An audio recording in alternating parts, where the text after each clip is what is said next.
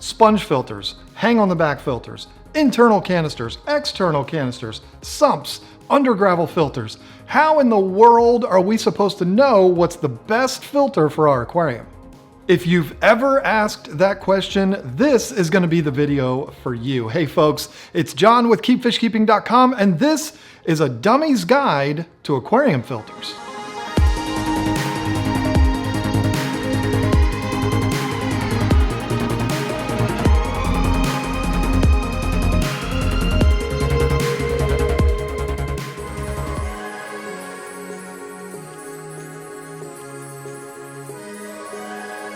To get to the bottom of the whole aquarium filter debate, we're going to need to talk about each different type, talk about the different options that you have, give you the pros and cons to all of them, and then at the end, I'm going to tell you my personal favorite filter. So let's get started with the easiest of all, sponge filters. Like I said, sponge filters are without a doubt the easiest of all aquarium filters. Easy to install, easy to maintain, and also the easiest on the budget if you already have an air pump. They have no moving parts, so you'll really never have to worry about anything breaking on them. And with them just being a giant sponge, they're great for providing a ton of surface area for the growth of beneficial bacteria. If this is all new to you and you have no idea what I'm talking about when I say beneficial bacteria, I'll put a card right up here to a video I recently did about the nitrogen cycle. It is a must-watch for new fish keepers. Sponge filters are super easy to maintain because all you really got to do is pull the sponge out and squeeze it into a bucket of treated aquarium water. Other than that, there's really nothing more to do with them. Again, super easy. The pros of sponge filters are they're super cheap, they're easy to maintain, easy to install, and very, very efficient. The only con is really that, well, they're kind of ugly. A lot of people will say they're ugly, and they take up valuable space on the floor of your aquarium, unless you get one of the type that suction cups to the glass, but either way, it's taking up valuable space inside your aquarium.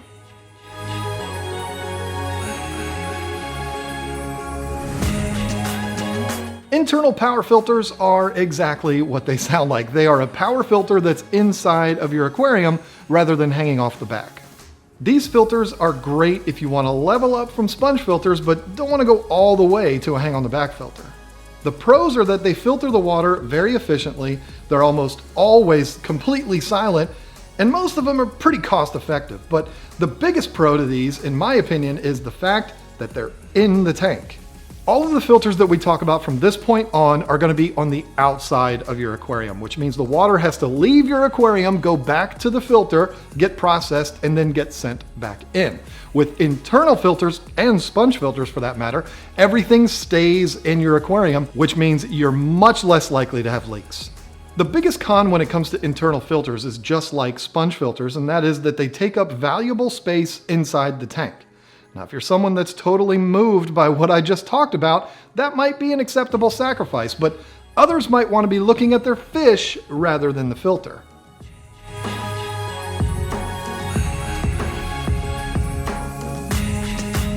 Hang on the back filters are arguably the most common filter in the aquarium hobby. And there's a good reason for that. They just work. Hang on back filters are a big level up from sponge filters because you now have a box that you can install more than just a sponge in. These are great for adding media like carbon, biomedia like Matrix from Seachem, or filter floss to help pick up those super fine particles floating around. You don't need a degree in engineering to install or maintain these filters, and I haven't found one yet that doesn't do the job it's made to do. I've done an entire series reviewing pretty much all of the different brands of hang on the back filters. I'll put a card right up here to it if you want to get a little bit more details on each individual filter. The pros of hang on back filters are they do a great job moving a lot of water in your tank, they're easy to install and maintain, and they can easily be modified to perform even better. Oh, and they don't take up nearly as much space as sponge filters do.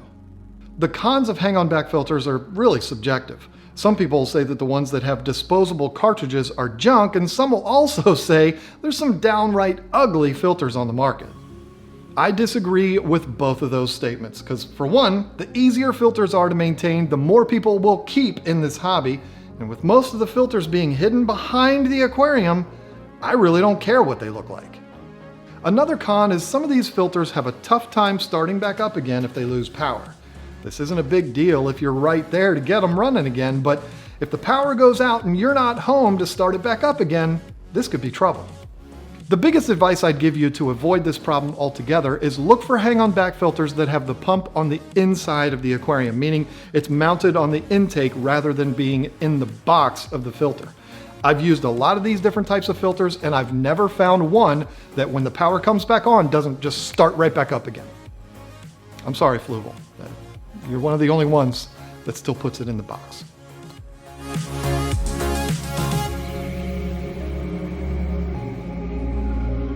When you get serious about this hobby, eventually you're going to want to move up to canister filters. That doesn't mean that I think hang-on backs or sponge filters are bad. I just think canisters are awesome. When you move up to canister filters, you're entering an entirely different world than the other filters we've talked about. Canisters are much bigger, they have more powerful motors, and can process a ton more water. But they're not perfect. The pros of canisters are exactly what I just said. They process a lot of water, they're bigger so they can fill them with more stuff, and most canister filters have several media trays for adding different chemical or biomedia, so the options of stuff you can use is almost endless. These filters are super quiet and the intake and returns take up very little room inside your tank. But no filter is perfect and there's definitely some cons with canisters. The first is price. These filters can be downright pricey, and some of them can even be as much, if not more expensive than the tank. So be aware of that. Next is maintenance. These are large pieces of equipment that you'll usually install under the tank, so getting to them, getting them out from under the tank and taking them apart can be quite the chore. I know it might sound like I'm doing this on purpose at this point, but I have to take advantage of the opportunity. I've done a bunch of videos reviewing canisters.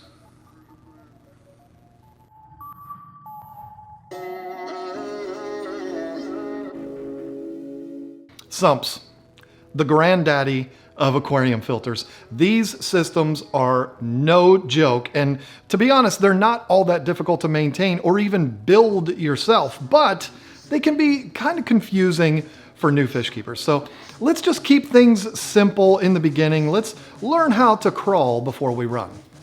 A sump system is a large filter installed underneath your aquarium. The water is fed down to them by gravity through overflow systems, sent through various types of media, and then sent back up to the tank through pumps. The pros for sumps? Well, the sky's the limit when it comes to what you can do with them. From every type of media imaginable to being able to grow plants in them to serve as even more filtration, and even small things like being able to install your heaters in there to keep them out of the tank. But like the others, of course, they're not perfect. There are some cons, and the first is going to be price and potential leaks. Whenever you have a system that takes water out of the aquarium and it flows down to the filter and then back up again, you run the risk of leaks. In order to prevent those leaks, you're going to want to use high-quality plumbing fittings and expensive bulkheads drilled through the glass. All of these things add up, and we haven't even bought the filter or the pumps yet. Next is maintenance. With sumps, it's even more difficult than canisters because with most, you won't have the option of removing it from under the tank while you do your work. This footage is one of 3 sumps that I have, and this thing holds about 40 gallons of water. Plus, it's connected to the tank with plumbing fittings that aren't easy to remove.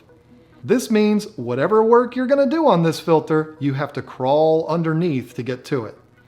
It's not fun, but hey, if you're into that kind of thing, it's worth it. Certainly worth it for me.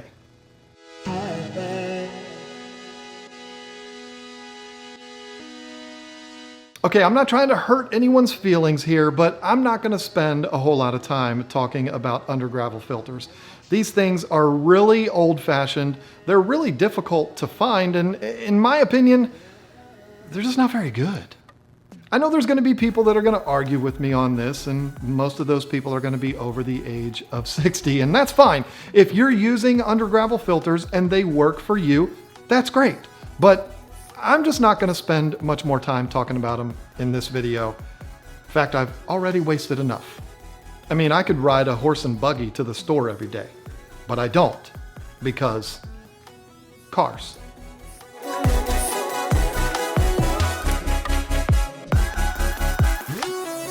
How much filtration do I need? This is one of the most commonly asked questions in the hobby, and unfortunately, there really is no answer. The amount of filtration you need is completely dependent on what you're doing with the tank. If you have a 5-gallon with a beta and maybe a couple snails, you're going to be fine with a small sponge filter. But if you have a big tank with 3 Oscars, 2 Severums, 2 Plecos, and 2 Bikers, you're going to need something much more substantial. Here's the way I want you to look at it. If the water in your aquarium is clear and your fish are happy and you're really only doing maintenance like once a month, I want you to consider yourself lucky and don't change a thing. But if your tank water is constantly murky, there's tons of little particles floating around, and your tank basically looks like the cloud that follows Pigpen around, you might need a bigger filter.